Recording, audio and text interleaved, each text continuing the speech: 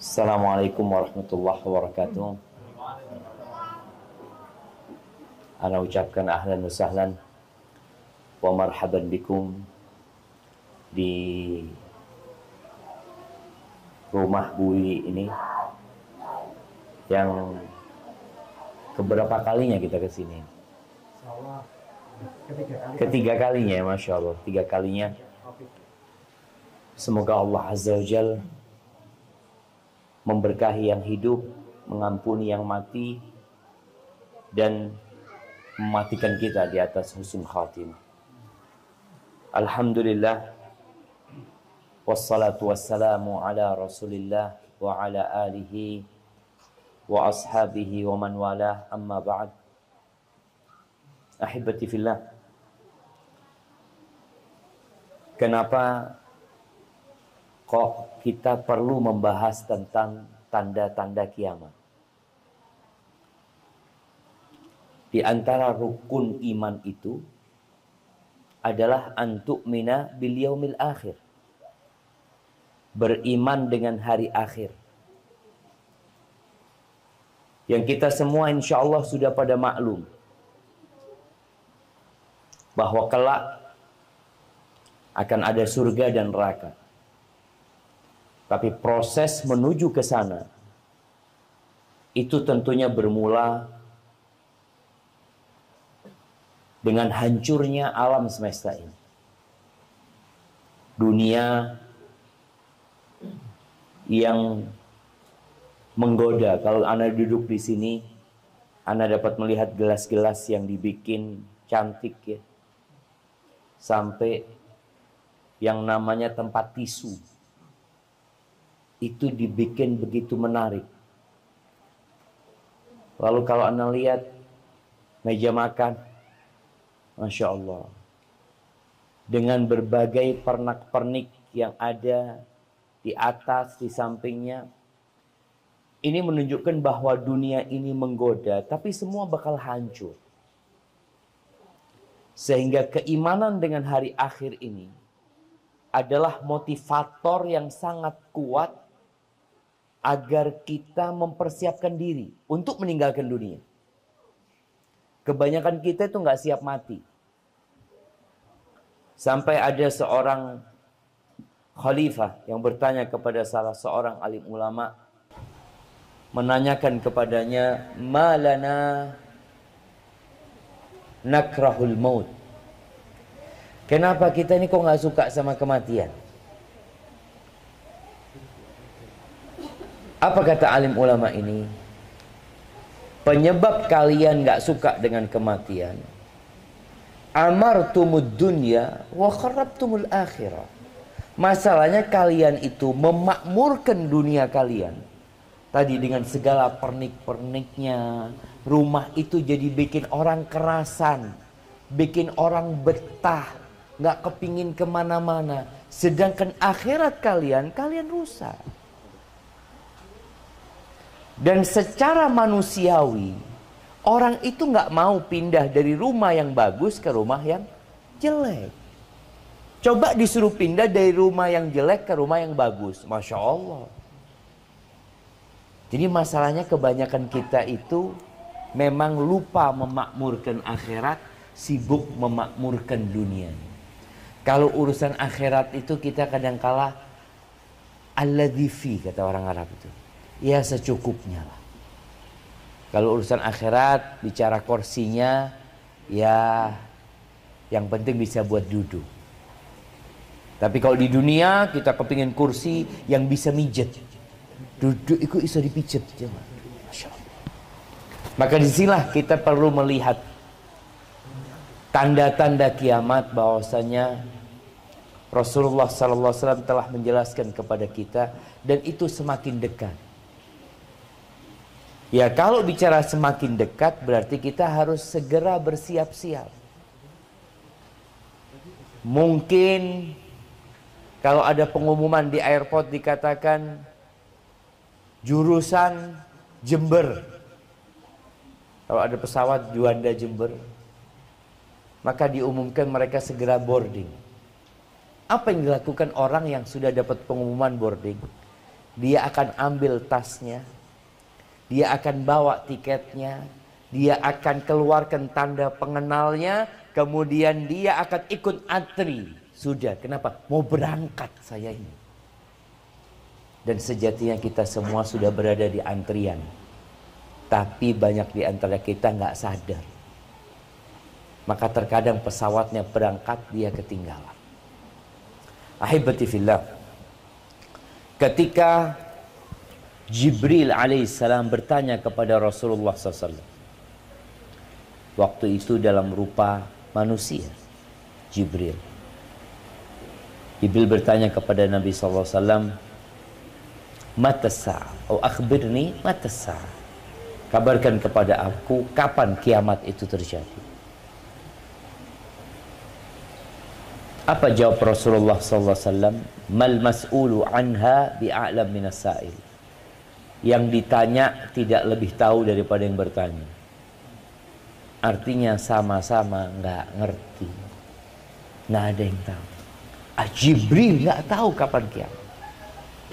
Makanya kalau sekarang ada orang-orang yang meramal kiamat, ya, sampai beberapa waktu yang lalu ada yang mengatakan kiamat 2012, atau ya umur dunia ini cuma 1500 tahun, bentar lagi sudah akan hancur. Maka sampaikan kepadanya ucapan Rasulullah SAW, mal mas'ulu anha bi'alam minas sa'il. Nabi aja nggak tahu, Jibril juga nggak tahu. Oleh karena itu kemudian Jibril bertanya, fa akhbirni an amaratiha, kabarkan kepada aku tanda-tanda kiamat itu apa, supaya kalau kita melihat, kita jadi lebih mempersiapkan diri. Kita semakin yakin akan dekatnya kiamat. Anak akan membaca sebuah buku, ya, beberapa poin penting, ya. Buku ini judulnya Asyratus Sa'ah, tanda-tanda kiamat. Ini Syekh Abdullah Al-Ghufaili. Beliau dosen akidah di Universitas Islam Madinah. Tanda yang pertama yang disebutkan adalah bi'tsatur Rasul, diutusnya Nabi Muhammad SAW. Jadi tanda kiamat yang pertama itu adalah Nabi kita Muhammad SAW. Di banyak hadis Rasul sallallahu alaihi wasallam mengatakan, bu'ithu ana was-sa'ah kahatain. Aku diutus bersama dengan bangkitnya kiamat itu seperti ini. Beliau menunjukkan dengan kedua jari. Apakah jaraknya itu antara jari tengah dengan jari telunjuk ini? Yang ada jarak, ya, sedikit, ya. Atau jarak yang di antara keduanya.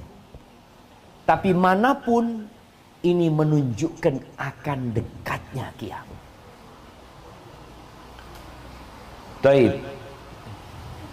Berapa tahun yang lalu Rasulullah sallallahu alaihi wasallam diutus? Nah, berapa tahun yang lalu Rasulullah sallallahu alaihi wasallam diutus? Sekarang tahun berapa? 1443. Baik, pertanyaannya, berapa tahun yang lalu Rasulullah sallallahu alaihi wasallam diutus? Ditambah berapa ini? Tambah berapa? Nabi sebelum hijrah berapa tahun di Mekah? 13 tahun. 13 tahun. Berarti 13 tahun tambah 43. 56. Iya. 1456 tahun yang lalu Nabi sudah menyebutkan, aku dengan kiamat itu seperti ini. Bagaimana dengan kita sekarang ini? Maka akan semakin dekat kiamat itu.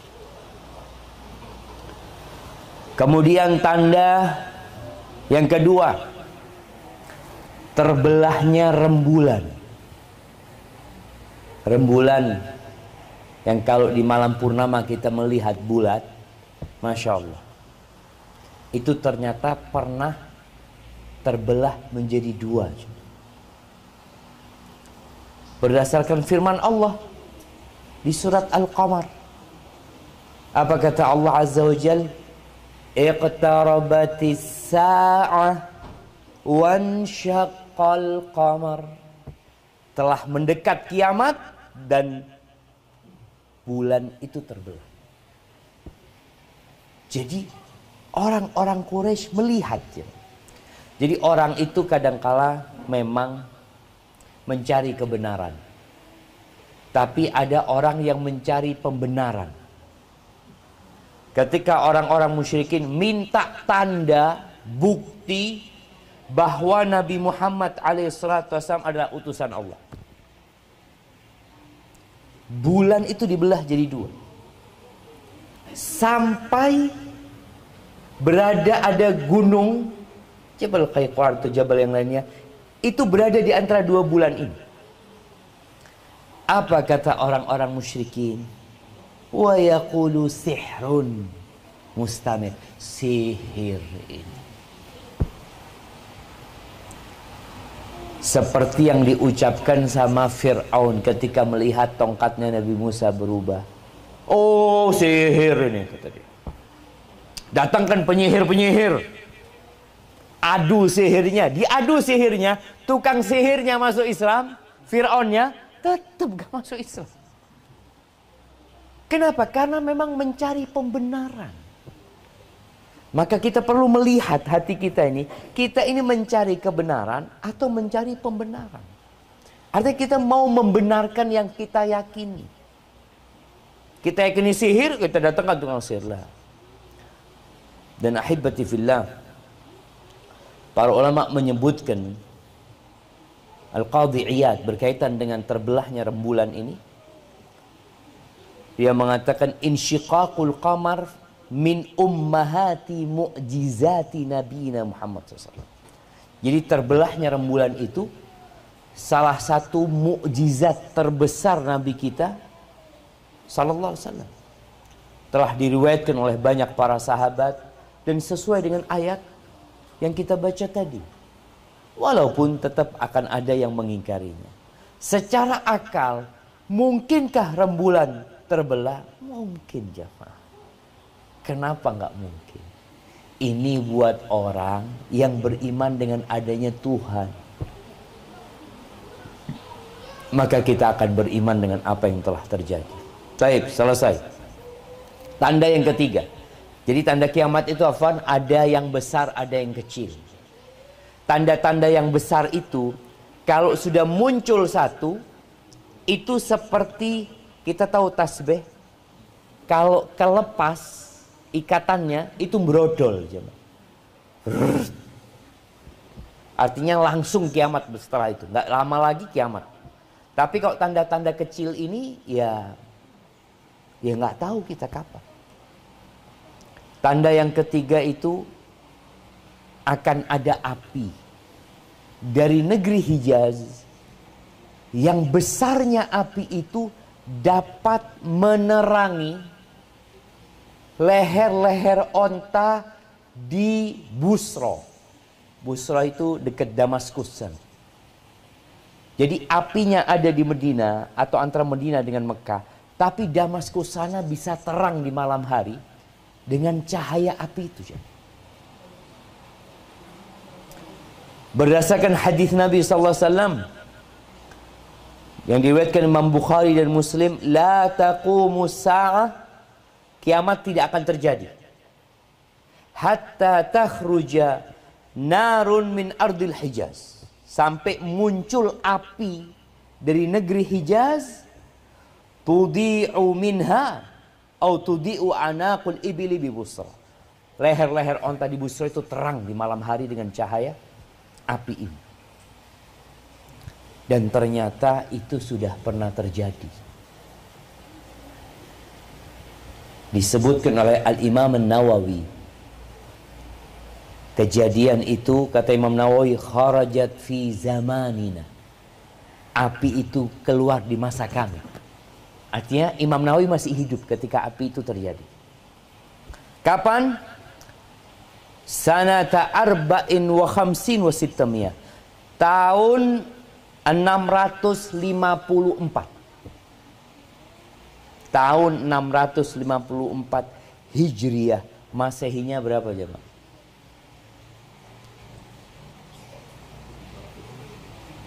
Tahun berapa? 1100-an. 1100-an kira-kira. Kata Imam Nawawi, keluar api di Hijaz, wa kanat naran azimatan jiddan. Jadi ternyata apinya itu adalah lava gunung Merapi. Besar sekali, disebutkan dekat dengan Madinah. Dan disebutkan bahwasanya orang-orang yang menghadiri di kota Madinah melihat dengan nyata api tersebut, dan orang-orang yang ada di Syam mereka merasakan keberadaan api itu di malam hari. Mereka tidak melihat apinya, tapi cahaya api itu menerangi Syam. 1 bulan. Bayangin. Jadi kalau kita melihat informasi yang disampaikan Nabi SAW itu menambah kita beriman. Ketika kita lihat, ya Allah, ini seperti yang disebutkan sama Rasulullah SAW. Ini berbeda dengan api. Nanti ada juga tanda kiamat itu, tanda kiamat yang besar itu, api yang menggiring manusia. Jadi subhanallah, ada api yang menyebabkan manusia itu semuanya berangkat ke Syam. Jadi ketika orang-orang itu capek tidur, api itu berhenti ya, hidup gitu api itu. Nanti ketika mereka sudah segar, api itu menggiring mereka.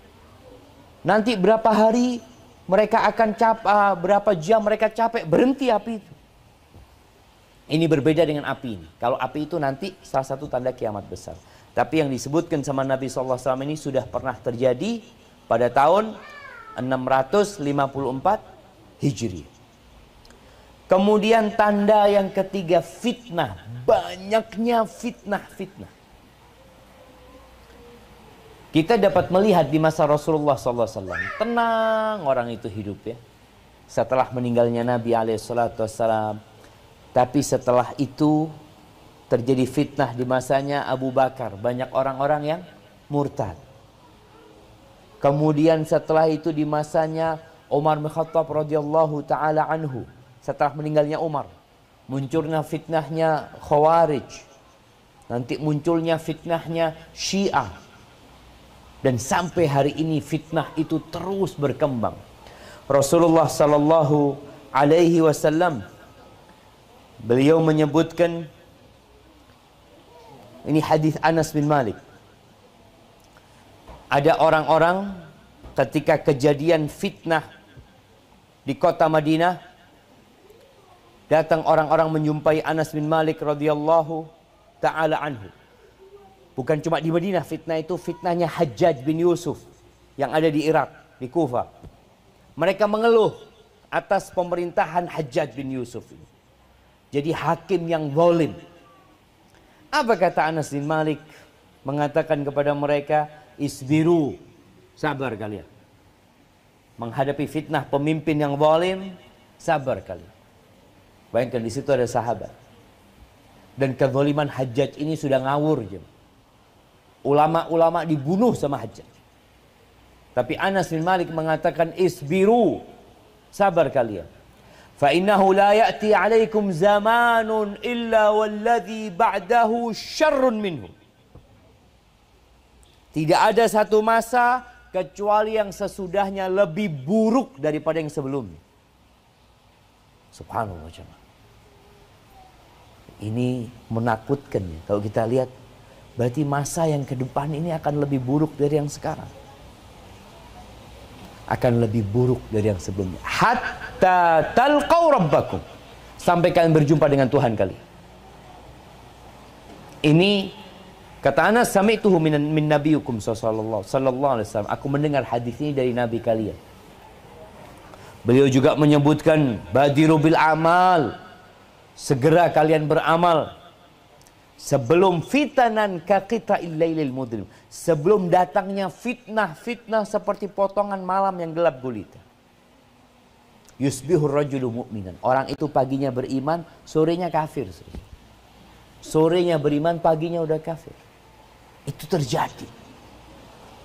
Dan di masa sekarang fitnah ini semakin dahsyat sekali. Dulu orang mau berbuat dosa itu masih repot.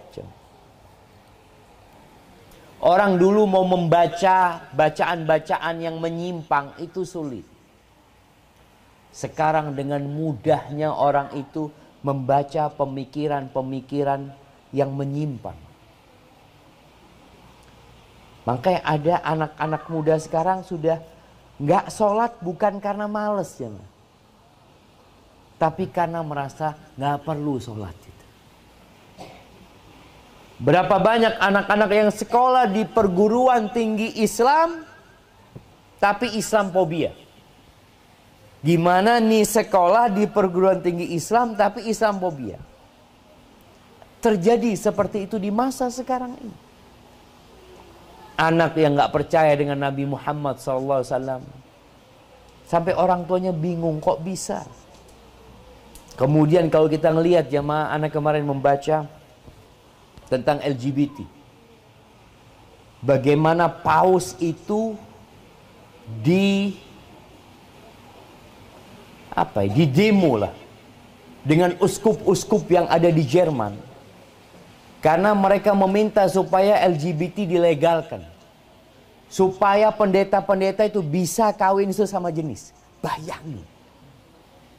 Ini mereka menuntut kepada paus.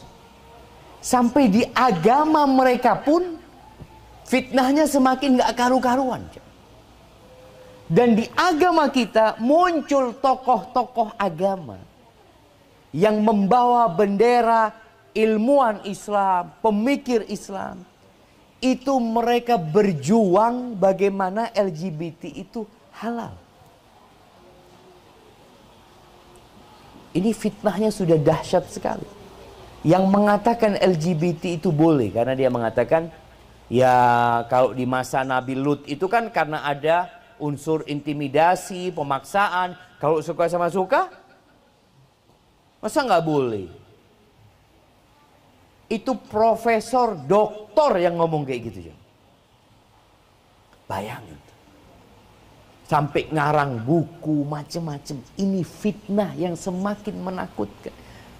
Orang kalau mengatakan zina itu haram, tapi dia berzina, itu lebih ringan daripada dia mengatakan zina itu halal, tapi dia nggak berzina. Bisa difahami ya? Apa masalahnya? Ini orang berzina, tapi dia tahu zina ini haram, Ustaz. Dosa, Ustaz. Mudah-mudahan anak bertobat, anak kepingin kembali kepada Allah. Tapi ada orang terhormat, anak nggak berzina, tapi zina itu nggak apa-apa. Bagaimana dengan orang yang kedua ini? Keluar dari Islam. Karena dia menghalalkan yang diharamkan sama Allah. Kalau orang pertama karena nafsu dia melakukan itu. Maka berbahaya sekali ketika orang menghalalkan yang diharamkan oleh Allah Azza wa Jalla. Dan fitnah ini semakin menakutkan. Dan terus akan datang. Handphone kita ini akan datang fitnah yang masuk ke semua rumah. Sebagian ulama menyampaikan boleh jadi fitnah itu internet, dulu dia mengatakan. Sebelum ada handphone, sudah ada internet, itu udah fitnah gitu. Kemudian ternyata ada sesuatu yang lebih dahsyat lagi. Dan sebentar lagi, bukan sebentar lagi ya, udah dibuat nih dunia metaverse. Iya. Mereka mau bikin dunia baru yang tanpa aturan lagi, Jam. Tanpa aturan. Sekarang kita masih punya aturan. Upload di YouTube yang tidak sesuai dengan ketentuan dihapus sama mereka. Kita upload sesuatu di Twitter yang tidak sesuai dengan ketentuan, aturan mereka dihapus sama mereka, diblokir sama mereka, ditutup sama mereka. Nanti ada dunia tanpa aturan. Na'udzubillah min dzalik. Ini menunjukkan fitnah yang semakin dahsyat, berarti kita semakin dekat kepada kiamat. Kemudian tanda-tanda kiamat kecil itu munculnya pendusta-pendusta, dajjal yang mengaku nabi. Jadi orang-orang pendusta yang ngaku nabi. Di mana Rasul sallallahu alaihi wasallam mengatakan la taqumus sa'ah. Ini hadis riwayatkan Imam Bukhari dan Muslim, kiamat tidak akan terjadi hatta yub'atsa dajjaluna kadzabun qaribun min 30 kulluhum yaz'umu annahu Rasulullah. Tidak akan terjadi kiamat sampai muncul pendusta-pendusta, penipu-penipu, jumlahnya hampir 30 orang. Semuanya mengaku Rasulullah. Terakhir di Indonesia yang ngaku Rasulullah siapa jamaah? Siapa? Oh, habisnya Lia Eden. Ahmad Musaddiq. Iya. Pernah tahu sama Ahmad Musaddiq? Ahmad Musaddiq itu bukan mengaku nabi, mengaku Rasulullah sallallahu alaihi wasallam. Muncul di Indonesia. Ana pernah ke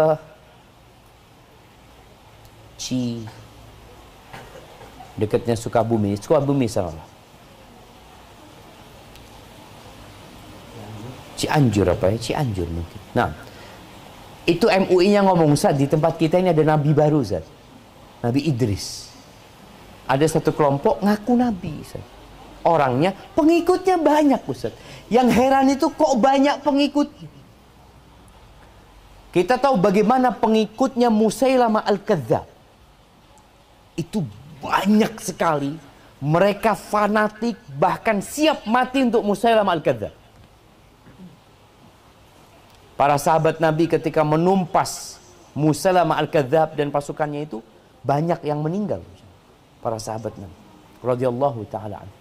Dan terus akan muncul, dan yang terakhir dalam hadis lainnya dikatakan hatta yakhruja 30 kadzaban akhiruhum al-a'war al-kadzdzab.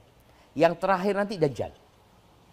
Dajjal yang sebenarnya kalau dikatakan ya. Karena ada Dajjal yang sekedar mereka berdusta, berbohong. Kemudian tanda-tanda kiamat yang lainnya Nabi SAW menyebutkan budak melahirkan tuannya. Budak melahirkan tuannya. Jadi ini budak, tuannya ini anaknya sendiri. Antalidal amatu rabbataha. Kemudian akan muncul orang-orang Badui yang mereka dulunya tidak beralaskan kaki, mereka telanjang, pengembala kambing, berlomba-lomba meninggikan bangunan. Kalau kita lihat di Timur Tengah itu jamaah, ya di daerah Emirat ya, kalau kita berangkat mungkin ke Dubai, ke Abu Dhabi, ana itu melihat ada satu daerah itu isinya gedung-gedung tinggi semua. Ana tanya sama teman, siapa yang tinggal di sana? Belum ada, Ustaz. Belum ada. Jadi mereka tiap kabilah itu bikin bangunan tinggi-tinggi, berlomba-lomba. Tiap kabilah, belum ditempati, Mas. Ini punya kabilah fulan, punya kabilah fulan, kabilah fulan. Subhanallah, yang Nabi sebutkan itu bukan di Indonesia, bukan di Eropa. Nabi menyebutkan tentang orang-orang Arab Badui itu, yang dulu rumahnya adalah tenda-tenda, yang mereka nomaden. Kemudian mereka bikin rumah nggak sembarangan. Mereka bikin yang tinggi-tinggi. Yatatawaluna fil bunyan. Mereka panjang-panjangan bangunan. Dan sekarang gedung tertinggi di dunia itu di Eropa apa di Arab? Di Arab. Di Arab. Ahibati fillah, perlu kita ketahui bahwa ketika Nabi alaihi salatu wasallam menyebutkan tanda-tanda kiamat itu bukan berkaitan dengan hukum. Hukumnya nanti ya dengan penjelasan Nabi yang lain. Karena ada yang mengatakan, oh gimana Ustaz, di Mekah itu kok sudah tinggi-tinggian bangunan. Ini kan membuat kiamat semakin dekat gitu loh. Enggak sebenarnya. Kalau orang mau meninggikan bangunan karena ada perlunya, silahkan. Orang mau bikin karena udah tanahnya habis, kita mau bikin bangunan ke atas gitu. Oh tafadhol, nggak ada masalah. Tapi yang berlomba-lomba membuat bangunan untuk berbangga-banggaan, maka itu yang tercela. Tapi kalau kita lihat di Mekah, di Madinah, orang ninggikan bangunan karena berbangga-banggaan atau karena kebutuhan? Ya karena kebutuhan mereka. Untuk jemaah haji, jemaah umroh. Tapi itu pun tanda-tanda kiamat. Baik, tanda-tanda yang selanjutnya, dicabutnya ilmu, munculnya kebodohan. Allahu Akbar. Rasul sallallahu alaihi wasallam mengatakan, inna baina yaday sa'ah, di hadapan kiamat itu, la ayyaman yanzilu fihal jahal, akan ada hari-hari yang kebodohan itu turun. Wa yurfa' fihal ilm, bodoh turun, ilmu diangkat. Wa yakthuru fihal haraj, akan banyak pembunuhan sebelum terjadinya kiamat. Kalau kita lihat di masa sekarang ini, siapa yang nggak bisa ceramah? Semua orang bisa ngomong tentang agama. Tinggal taruh handphonenya, berdirikan di mana? Di sini, ngomong sudah dia. Nggak punya background agama, nggak ngomong tentang agama. Berapa banyak kita melihat tokoh-tokoh yang diangkat sama manusia, padahal dia backgroundnya itu umum.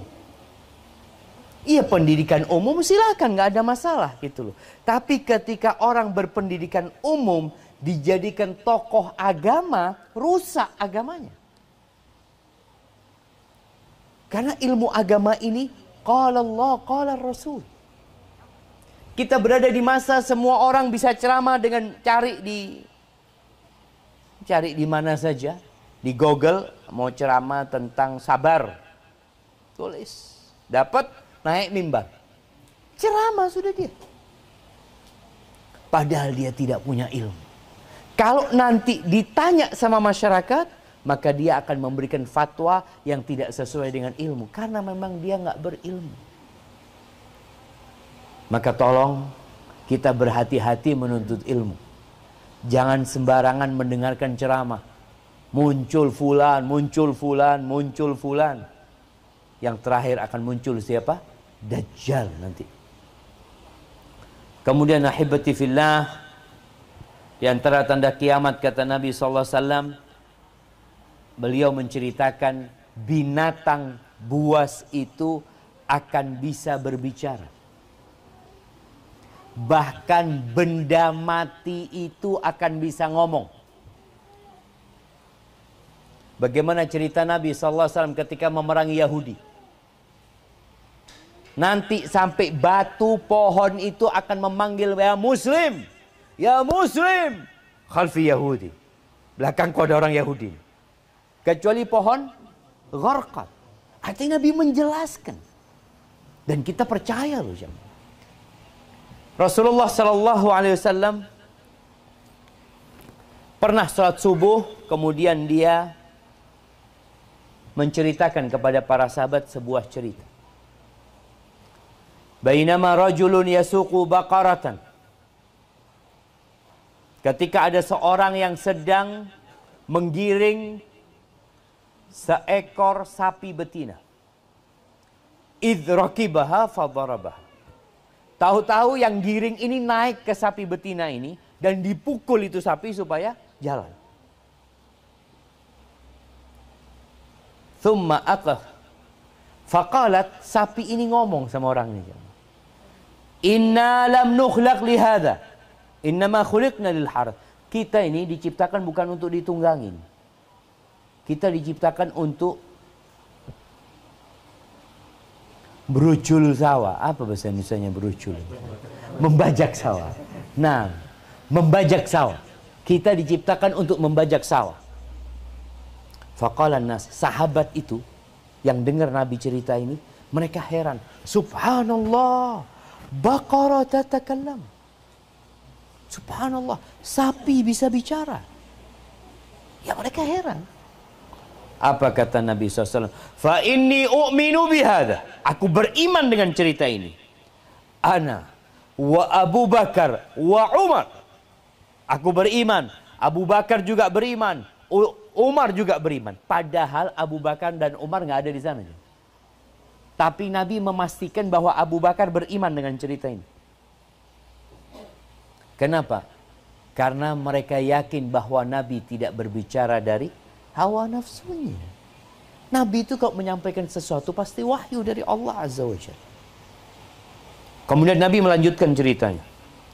Wa bainama rajulun fi ghanamih id adad dhi'b. Ketika seorang sedang mengembalakan kambingnya, tahu-tahu ada serigala yang memangsa dombanya. Ditarik itu satu dombanya. Lalu sama orang ini dikejar, ditarik itu dombanya. Dia selamatkan dari serigala ini. Apa kata serigala ini? Ya hadza istanqadtaha minni. Engkau bisa menyelamatkan dia dari aku. Faman laha yaumas sabu. Gimana nanti pada hari semuanya binatang buas? Siapa yang akan menyelamatkan dia? Yauma la ra'iya lahu ghairi. Pada hari tidak ada yang mengembalakan domba kecuali aku. Akan ada hari jamaah, domba itu siapa yang mengembalakan? Serigala. Manusianya sudah habis. Apa kata orang-orang? Subhanallah, dhi'bun yatakallam. Serigala bisa ngomong. Subhanallah kata mereka. Lalu Nabi SAW mengatakan, Inni uminu bihada, aku beriman dengan cerita ini. Abu Bakar dan Umar juga beriman. Ini hadis diriwayatkan Imam Bukhari dan Muslim. Ahibati fillah, Rasulullah sallallahu alaihi wasallam pernah mengatakan, walladzi nafsi biyadih, demi yang jiwaku berada di tangannya. Beliau ceramah di depan para sahabat. Lalu beliau mengatakan, la taqumus sa'ah, tidak akan terjadi kiamat sampai binatang buas itu berbicara kepada manusia. Wa yukallimu rajulu adzabata sauti, dan orang itu ngomong sama ujung tongkatnya. Wa syiraki na'lih, orang itu akan berbicara dengan sandalnya, dengan tali sandalnya. Wa yukhbiruhu fakhudhu bima wa yukhbiruhu fakhidhu bima ahdatsa ahluhu ba'dahu, dan pahanya akan ngasih tahu apa yang dilakukan oleh istrinya setelah dia pergi. Ahibati fillah, mungkinkah semua berbicara? Mungkin. Kenapa nggak mungkin? Kulit ini akan berbicara. Tapi sebelum kiamat kita akan melihat hal-hal yang aneh. Orang itu akan berbicara. Sekarang kita melihat, kita berbicara dengan benda mati sudah mulai kita bicara. Orang mau menghidupkan mobilnya, ada yang hidup, keren, hidup mobilnya. Artinya manusia aja sudah bisa bikin teknologi yang benda itu bisa berinteraksi dengan dia. Kita mau ke Surabaya pakai Google Map, tahu-tahu belok kanan, kok ngomong belok kiri, lurus. Kalau ternyata manusia bisa buat teknologi, bagaimana dengan Rabbul Alamin? Allah yang maha kuasa atas segala sesuatu. Apa sulit bagi Allah untuk membuat binatang berbicara? Tentunya enggak, jamaah. Tapi itu akan terjadi. Keanehan-keanehan itu menunjukkan akan dekatnya kiamat. Kemudian di antara tanda kiamat, banyaknya pemutusan silaturahim. Hidup nafsi-nafsi, tidak peduli dengan tetangganya. Munculnya kerusakan-kerusakan. Dan sepertinya ini sudah terjadi. La taqumus sa'ah hatta yadhharul fuhsh wat tafahush. Tidak akan terjadi kiamat kecuali munculnya kekejian, omongan-omongan kotor, perbuatan-perbuatan mesum. Itu akan muncul, merajalela di mana-mana. Wa qati'atur rahim, akan muncul pemutusan silaturahim. Wa su'ul mujawar, dan sikap yang buruk kepada tetangga. Hadis ini diriwayatkan oleh Imam Ahmad dan ahibati fillah. Kadangkala kita itu udah nggak tahu sama tetangga kita. Tetangganya mati, tetangganya sakit, tetangganya kena COVID, tahu-tahu dikubur. Kita baru tahu sebulan kemudian. Tonggomu mati. Lu kapan mati? Saulan, astagfirullah. Sudah sebulan baru tahu. Ini menunjukkan bahwasanya kita nggak lagi menjaga hubungan baik dengan tetangga. Cerita kawan di Jakarta, anak masih ingat. Dia cerita, anak nginep di rumahnya. Ya Allah Ustaz, anak punya tetangga ini sudah ganti yang ketiga kali, anak nggak tahu Ustaz. Jadi rumahnya udah dijual, dibeli sama orang lain, dijual lagi, dibeli sama orang lain, anak nggak tahu sama tetangga anak. Maka kita perlu memperbaiki hubungan ini. Bukan berarti hal ini melegalkan kita berbuat buruk kepada tetangga. Bukan sudah mau kiamat Ustaz. Enggak, kita tetap perlu berbuat baik.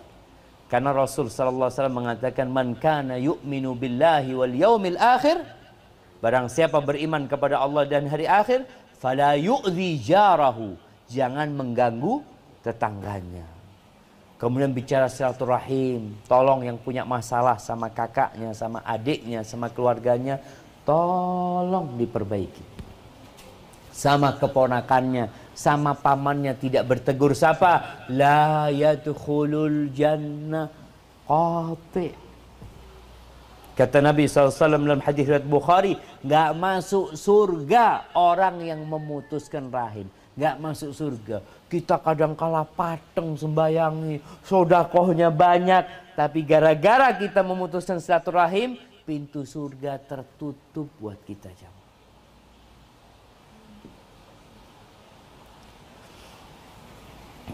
Ahibati fillah, ada seorang syekh cerita, ini terakhir sudah, atau anak iya, nanti akan anak tambah satu lagi untuk tanda kiamat. Baik, ada satu cerita yang sangat menginspirasi sekali ya. Syekh ini cerita, ada seorang kakak beradik, udah meninggal orang tuanya, ibunya masih hidup, Suatu hari ibunya ngomong sama anaknya, nak, engkau berangkat ke tempat kakakmu, engkau antarkan ini. Aduh lah bu, dah usah lah bu, ini itu biar orang lain suruh nganter. Ibunya nyuruh dia nganter. Akhirnya sang anak ini nganterkan dengan terpaksa. Dia lagi mau habis main bola kalau nggak salah, dia main bola dulu baru ke rumah kakaknya. Ketika dia datang ke rumah kakaknya, kakaknya itu seneng banget adiknya ini datang. Kata kakak, ya Allah dek, aku kangen banget sama engkau dek. Engkau nggak pernah datang, kata dia ini itu. Kayak aku tak sibuk kayak ini, ayolah dek, minum apa? Minum teh dulu, masuk ke rumah ini itu. Akhirnya masuk nih adiknya, masuk ke rumah kakaknya. Kemudian suami kakaknya ini telepon sama iparnya nih, ya Allah makasih banyak ya engkau datang ke rumah kakakmu ini itu. Seneng banget ya Ma. Jadi kadang-kala kita lupa bahwa ziarah kita ke rumah kerabat kita itu membawa kebahagiaan buat mereka. Kadang-kala kita ke rumah sohib kita, iya. Ke rumah rekan kerja kita, iya. Ke rumah saudara kita hampir nggak pernah. Terus kadang-kala ada juga masalah yang mengatakan, loh iya kan yang kecil saat datang kepada yang besar. Nggak harus ya Ma.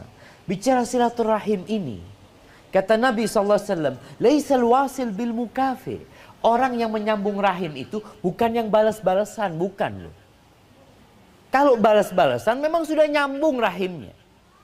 Tapi yang disebut al-wasil, orang yang pandai menyambung rahimnya, yang akan diluaskan rizkinya, yang akan dipanjangkan umurnya. Siapa dia? Alladzi idza quti'at rahimuhu wasalaha. Yang kalau rahimnya diputuskan, dia nyambung rahimnya. Dia nyambung gitu loh. Ada seorang adik yang gak pernah ke kakaknya, kakaknya datang dulu gak apa-apa. Ada seorang paman sama keponakannya gak pernah datang. Ya Ustaz, ya keponakan lah yang datang kepada paman. Memang seharusnya seperti itu. Tapi karena kita ingin fadilah, kita ingin mendapatkan karunia dari Allah, kita yang mulai. Kita yang akan mendapatkan fadilah lebih besar. Maka tolong hal ini diperhatikan. Tetangga kita, tolong kalau punya rezeki, masak, bagikan sama tetangganya. Di desa masih ada jemaah. Walaupun di desa itu kadang-kala pembagian kue itu karena ada acara gitu. Ada selamatan, ada ini, itu, baru mereka berbagi. Kita nggak perlu nunggu acara seperti itu. Kita punya rezeki, kita suruh orang rumah masak, bungkus, kirimkan ke tetangga-tetangga. Biasanya tetangga heran, ada acara apa? Nopo ini? Karena kita sudah nggak pernah berbuat baik sama tetangga. Ini ucapan mereka menunjukkan mereka itu nggak pernah dapat kecuali kalau ada acara. Padahal Nabi SAW mengatakan, "Idza tabakhta maraqatan fa'akthir ma'a." Kalau engkau masak, kepada Abu Dzar ya, masak daging yang pakai kuah, marak itu perbanyakin kuahnya, engkau perhatikan tetangga-tetangga. Nggak nunggu acara. Bagaimana Abdullah bin Amr bin As ketika pembantunya itu ngulitin kambing. Dia lagi ngulitin kambing. Apa kata Abdullah bin Amr bin As? "Idza faraghta fabda bi jarinal Yahudi." Kalau engkau selesai ngulitin, yang pertama engkau kasih tetangga yang Yahudi. Itu kata murid-muridnya, "Al-Yahudi." Engkau mau kasih yang Yahudi duluan. Apa kata Abdullah bin Amr bin As? "Sami'tu Rasulullah sallallahu alaihi wasallam yaqul, ma zala Jibril yusini bil jar hatta dhanantu annahu sayuwarrithu." Jibril itu terus-terusan ngasih nasihat kepada aku, wasiat kepada aku agar berbuat baik kepada tetangga sampai aku mengira tetangga itu bakal dapat warisan. Bayangin jemaah. Itu mencakup semua agama.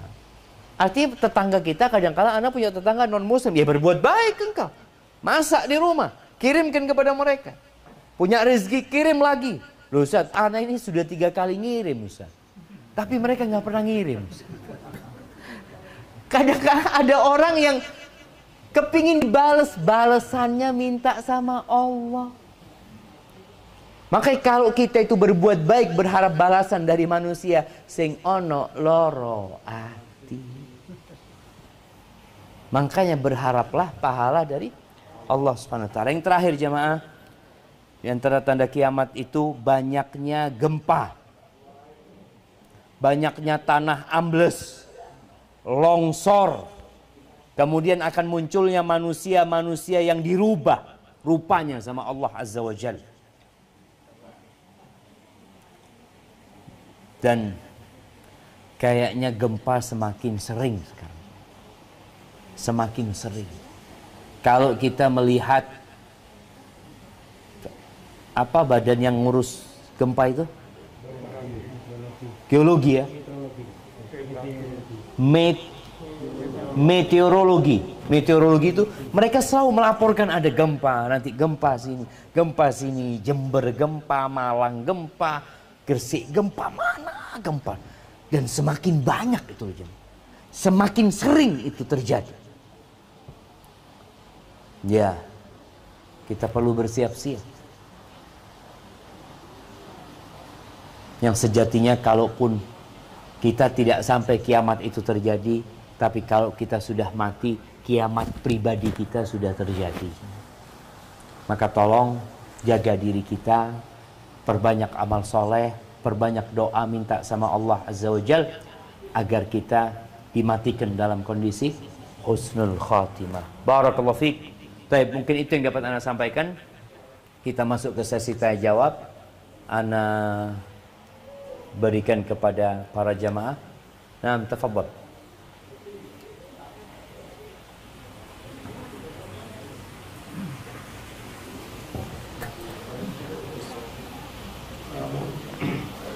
Monggo Pak Jamaah yang mau menanyakan sesuatu bisa ditulis atau langsung. Ini ada satu jamaah sudah tidur ya, Mas. Insyaallah. Khusuk ngurung ceramah Ustaz sampai.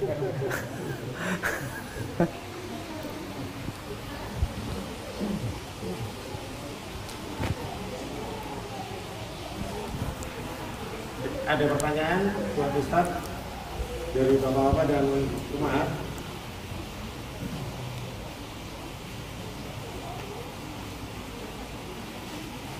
Nah, ini ada dari Dias. Fadhal mic-nya.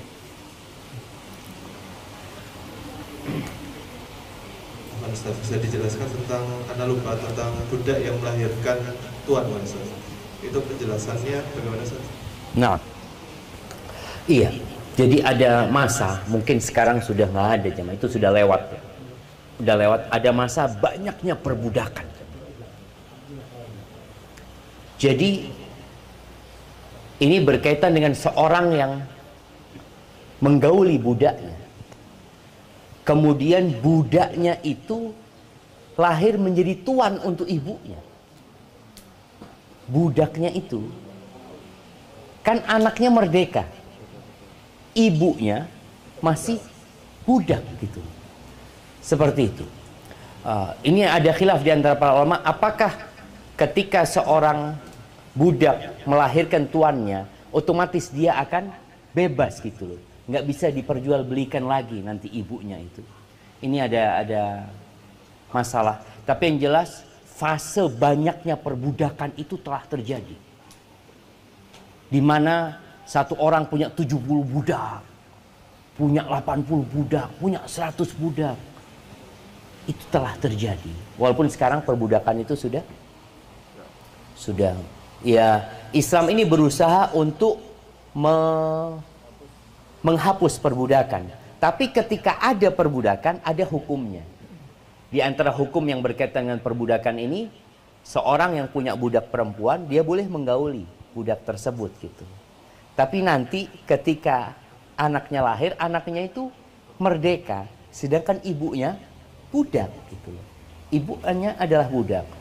Dan boleh jadi ada orang merdeka yang menikah dengan budak. Jadi ada orang merdeka karena dia nggak bisa nikah dengan orang merdeka, dia menikahi budak. Tapi biasanya hukumnya itu nanti ikut milik majikannya. Jadi anaknya yang lahir itu nggak ikut bapaknya, ikut pemilik budak tersebut. Seperti itu.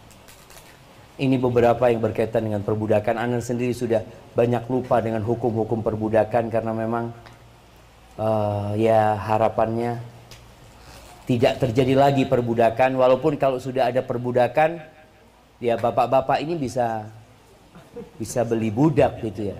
Ketika dia nggak mampu menikah, mamanya ana daripada menikah lagi, Ustaz repot, Ustaz ana beli budak 7 mamanya. Itu boleh gitu jamaah. Diperbolehkan seperti itu. Tapi orang itu boleh menggauli budaknya sendiri loh jamaah. Bukan budaknya orang lain. Jadi Sarah, istrinya Nabi Ibrahim itu punya budak. Siapa? Hajar. Yang dikasihkan kepada Sarah. Nabi Ibrahim nggak boleh menggauli Hajar.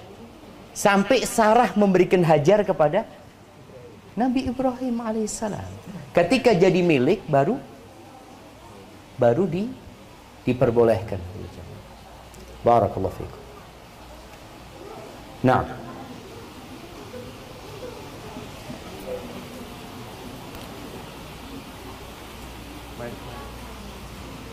kayaknya ibu-ibu sudah mau ngobrol. Pengajian ini mari.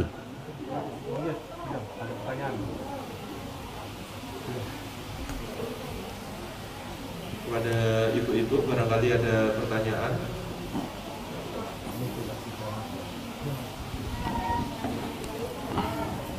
Monggo.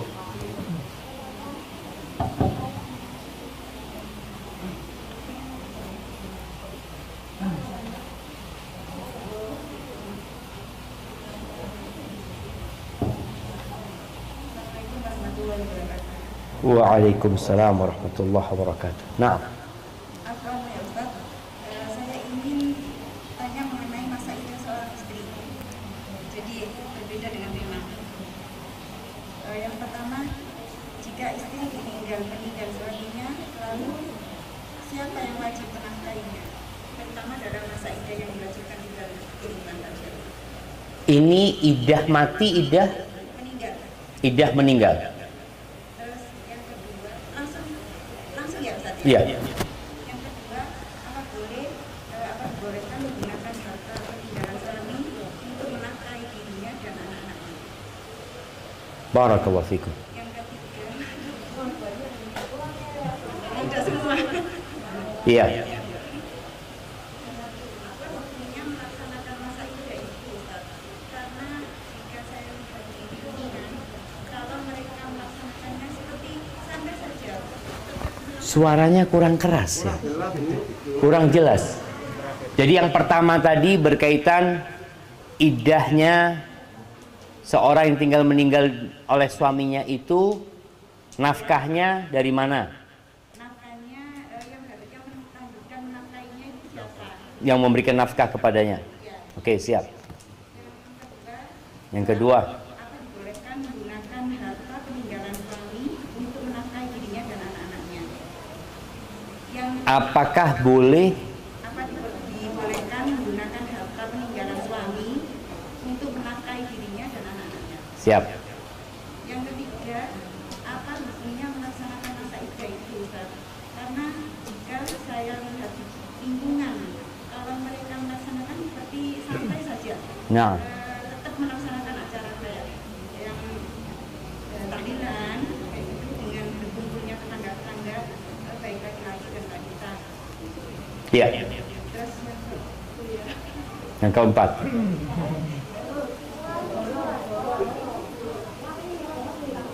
gimana? bagaimana syarat-syarat yang wajib dilakukan bagi istri yang melakukan masa idah tersebut yang sesuai syariat? Siap. Barakallahu fikum. Baik, nanti lanjut lagi. Baik, yang pertama berkaitan dengan iddah. Ketika meninggal dunia, beda dengan ketika diceraikan ya. Ketika diceraikan, suami kan masih ada. Di masa iddah itu suaminya wajib menanggung nafkah buat istrinya. Sandang, pangan, papan itu ditanggung oleh suaminya sampai keluar masa iddah. Ini untuk tolak yang raj'i. Tolak yang bisa rujuk. Adapun berkaitan dengan siapa yang memberikan nafkah? Ya nggak ada.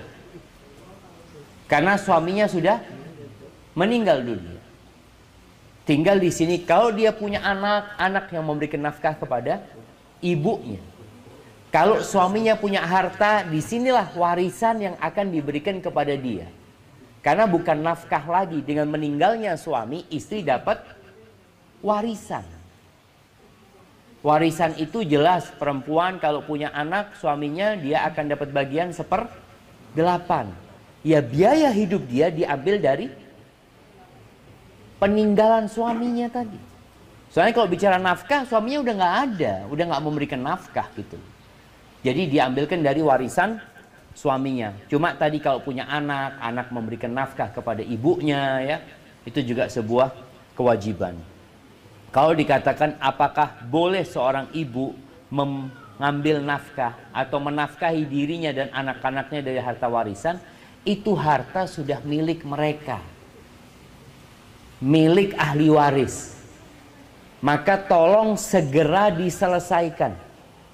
Kadangkala di harta itu ahli warisnya itu ada orang lain, orang tua. Bagian orang tua diberikan. Setelah semua dapat, anaknya ini dapat berapa banyak dari harta tersebut. Umpamanya sisa buat ibu sama anak itu 1 M. Ya dilihat mana yang punya anak, mana yang punya ibu. Untuk membiayai anak-anaknya itu diambilkan dari uang mereka. Dari warisan tadi. Kalau mereka masih kecil, hati-hati, harus amanah ya. Karena mereka anak yatim. Boleh ibu ini menggabungkan. Ya Ustaz, anak kalau harus memisahkan uang anak sama uang anak-anak, repot kan Ustaz. Ya udah digabungin tapi dengan cara yang baik. Atau kadang-kala ada anak yatim yang ikut sama pamannya. Dulu jamaah, di awal Islam, itu anak yatim itu dimasakkan sendiri, dibelikan sendiri. Jadi takut mau makan sama anak yatim karena takut makan hartanya anak yatim. Tapi kemudian diperbolehkan dicampur. Jadi kalau masak anak yatim ini berapa kilo kalau makan sehari umpamanya, kalau mereka bertiga umpamanya dianggap setengah kilo, buat yang lainnya setengah kilo, ya udah masak 1 kilo, kan dicampur ini kan. Tapi jangan sampai orang tuanya ini butuh setengah kilo, anak yatim yang butuh setengah kilo, tapi yang punya rumah 3 on, yang anak yatim 7 on. Ini berarti dia makan bagiannya anak yatim. Maka ibu harus berhati-hati kalau dia mengelola hartanya anak yatim tadi. Jadi bicara nafkah, maka dia ambil nafkah dari, bukan ambil nafkah ya, dia menafkahi diri sendiri akhirnya dari harta warisan yang telah menjadi hak mereka. Karena dengan meninggalnya mayit itu, kewajiban mayit selesai sudah. Kecuali yang berkaitan dengan utang dan wasiat gitu loh. Urusan nafkah sudah nggak ada lagi kewajiban dia. Taib. Kalau berkaitan dengan apa lagi? Oh iya, orang yang iddah. Ana terus terang jamaah, ini menjadi PR buat ana. Ya, sama ustadz-ustadz yang lainnya juga. Ketika melihat masyarakat, orang yang ditinggal mati suami itu, berapa lama harus menunggu? Arba'ata ashhurin wa ashra. 4 bulan 10 hari. 4 bulan 10 hari. Dia nggak boleh bersolek ya. Dia terus harus menutup auratnya. Dia nggak boleh keluar rumah kecuali ada perlunya. Ini di masyarakat kita kayak nggak ada apa-apa. Seperti tidak terjadi apa-apa. Ya dia keluar ya membuka auratnya, kemana-mana dia pergi. Kadangkala dia juga masih berhias. Sampai anak bingung, apakah memang ada pendapat yang seperti itu?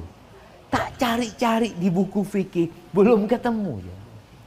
Tetap masa iddah itu dia menunggu, dia tidak keluar rumah kecuali ketika ada keperluan. Kemudian kalau keluar rumah pun dia tidak boleh berpakai celak atau menampakkan kecantikannya, nggak boleh. Sedangkan di masyarakat sepertinya nggak ada hukum iddah itu. Jadi kalau bicara iddah ini wajib. Allah Azza wa Jalla mengatakan yatarabbasna bi anfusihinna arba'ata ashhurin wa ashra. Mereka harus menunggu selama 4 bulan 10 hari. Jadi bukan main-main gitu. Hanya saja ya mudah-mudahan kita berharap para ulama ya, para ustadz khususnya yang di kampung. Karena ustadz di kampung ini kan berinteraksi dengan masyarakat langsung. Mereka datang ketika ada orang meninggal dunia. Mereka ngurusin jenazahnya. Harapan ana, mereka juga bisa menyampaikan pesan Allah ini kepada keluarganya. Orang kalau iddah itu seperti apa sih? Karena terus terang masih banyak yang bukan banyak mengabaikan ya. Apa mereka nggak ngerti, memang nggak paham gitu. Ini terjadi jamaah. Barakallahu fiik. Nah, terus apa lagi Ibu?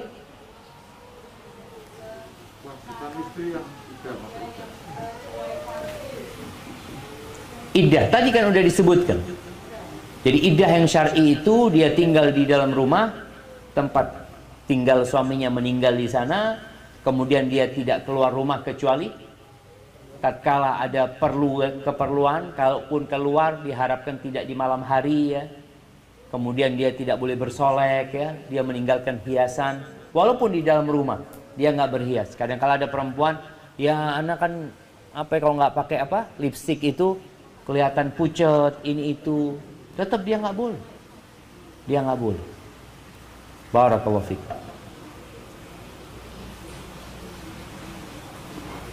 Nah, silahkan. Bismillah. Assalamualaikum warahmatullahi wabarakatuh. Waalaikumsalam warahmatullahi wabarakatuh. Ustaz,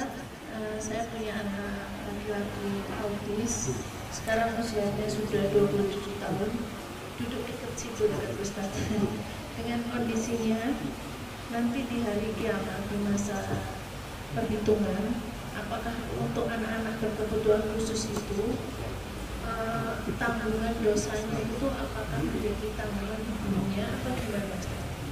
Barakallahu fikum. Nah, ya, kondisi autis ini macam-macam.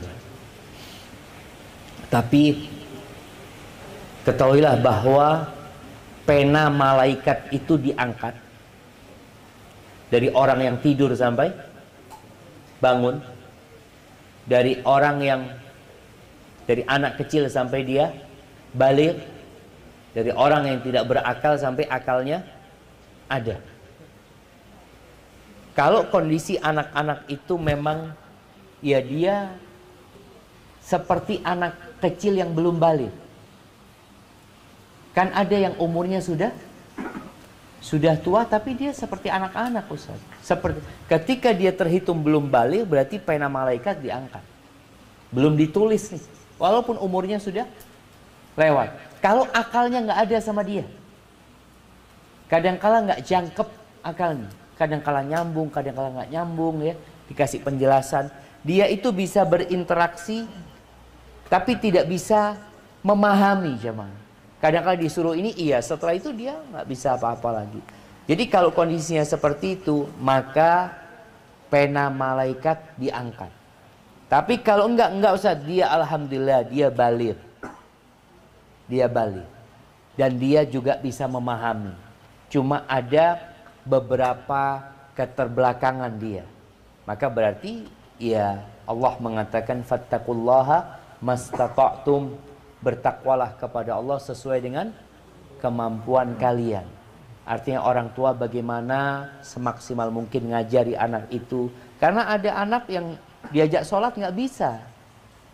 Sholat Allahu Akbar, dapat 1 rakaat jalan dia. Oh berarti memang dia nggak paham. Tapi ada anak-anak yang alhamdulillah. Anak pernah isi kajian di Jakarta nggak salah online itu untuk tempat anak-anak autis sampai mereka bisa hafal Quran.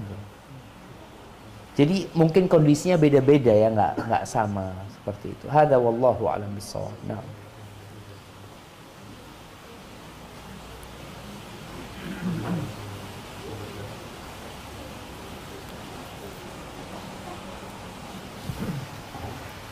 Naam, tafadhal.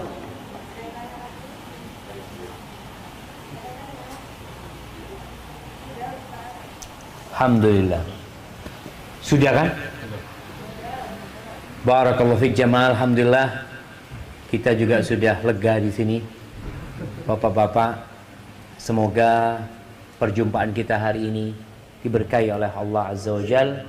Semoga ilmu yang didapatkan bermanfaat buat kita semua, bisa kita jalankan dalam kehidupan ini.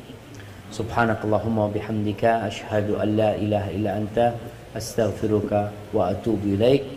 Assalamualaikum warahmatullahi wabarakatuh. Anda kembalikan ke tidak hanya mencari enak dan nikmat saja, tapi cari yang fresh juga bermanfaat. Gak usah pakai ribet, Lemon Wati fresh dari Lemon Plus Premium. Lemon Wati, bir lemon yang gak cuma buat wati aja. Tersedia juga kemasan Lemon Wati ukuran 250 ml